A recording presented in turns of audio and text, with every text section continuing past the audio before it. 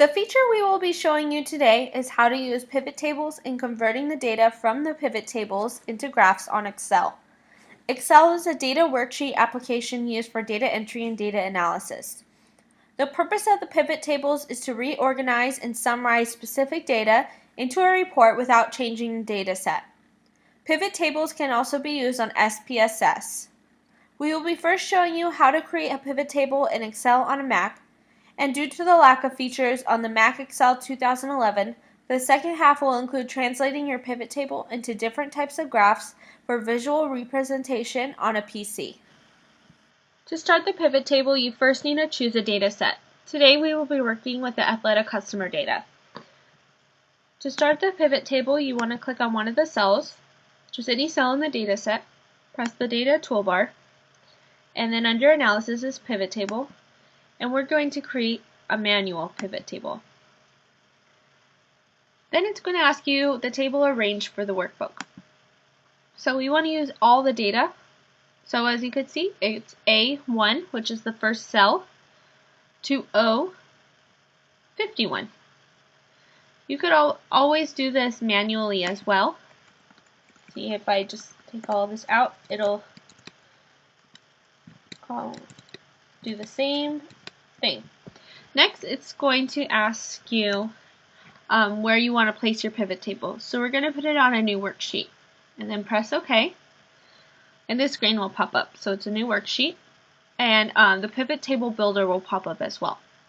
So the first thing we want to analyze is how much each state made in net sales. So as you can see, all our labels from our data is right here, and there are drag and drop filters right here. We're going to focus on these two drag and drop boxes, the row labels and values. So first I want to take my states. So I'll take in my states right here, and it'll pop up here. And then I'm going to take my net sales. Okay. So Excel automatically calculates the sum of all the net sales right here, but you could also change that. If you press this I information button, you could summarize by count, average, maximum, minimum, count numbers, standard deviation. But today we're going to keep it to summary or sum. And say we want to see the percentage too. We could drag and drop another one, even the same one. You could do it as many times as you want.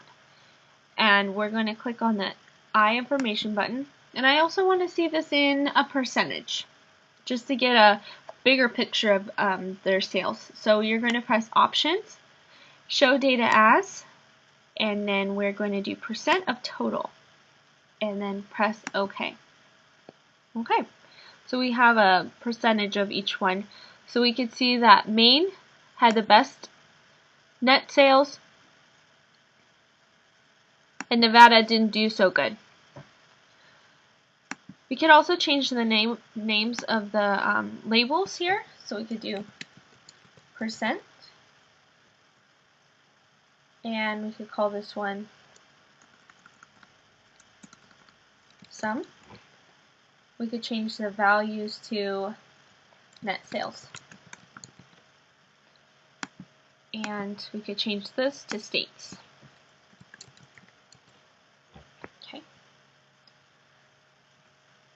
Now say from looking this, we don't want to see the sum, we just want to see the percent. We could always drag this back up here.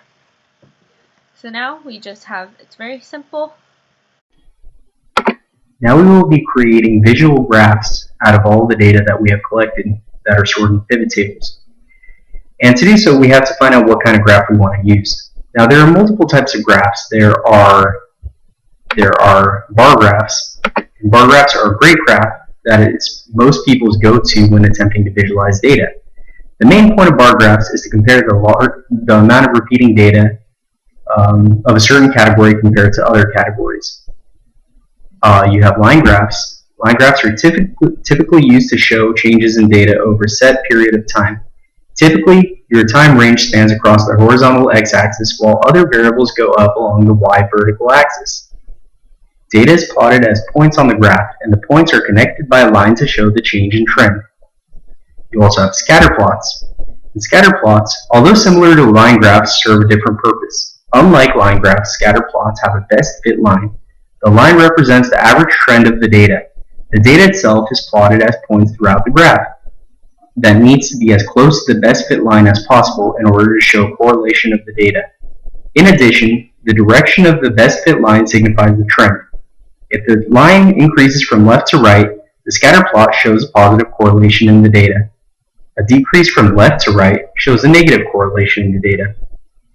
Then you also have pie charts. And pie charts, unlike the prior graphs, do not use axes to plot data. The pie is a 100% representation of data and the variables are subdivided within it. Each variable size corresponds to its percentage value and is a great way of comparing percentage of variables. Now I will be creating a bar graph to show the comparison of data between multiple states. So the reason why I chose the bar graph is because it shows all of the states linearly so you can compare them directly to each other. So let's try that out. We're going to select the pivot table that we want to use, and we're going to select all the columns and then go over here, press bar, and then we're going to choose a 2D bar graph, and that's because it's a lot more organized than a 3D graph and a lot easier to read. We'll click on the cluster graph and then we'll select this. Now you can see that all the data is not very well organized. You have Wisconsin and Vermont. It's kind of hard to see which one fits where. And the way we can actually organize this is we go over here under state, we're going to click on it and then go under more sort options. Then you can choose ascending or descending. Right now it's ascending by state, but what we can do is we can change it to the sum of total net sales. So let's click on that and then press OK. Once we click OK, we will see that it is sorted from the highest to the lowest.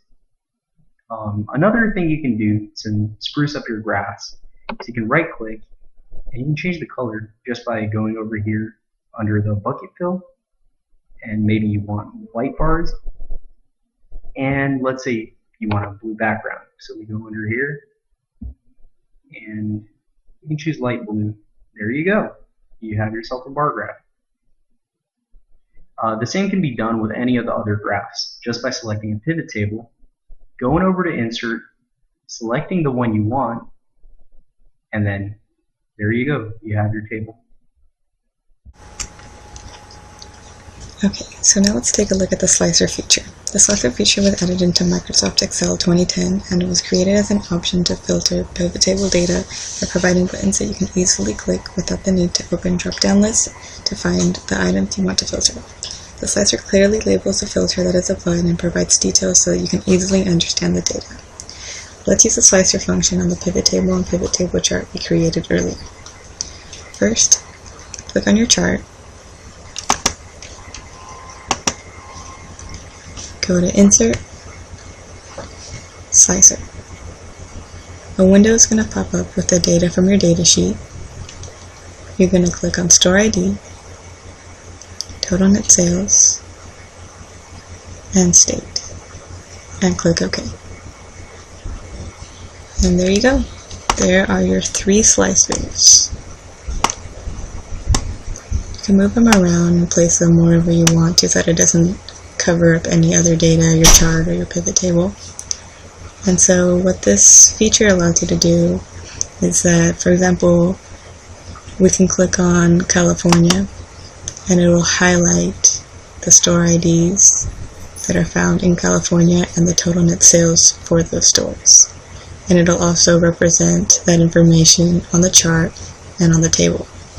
If you click on store ID 9, it'll highlight 45,212 for total net sales, and it'll tell you that it's from the state of California.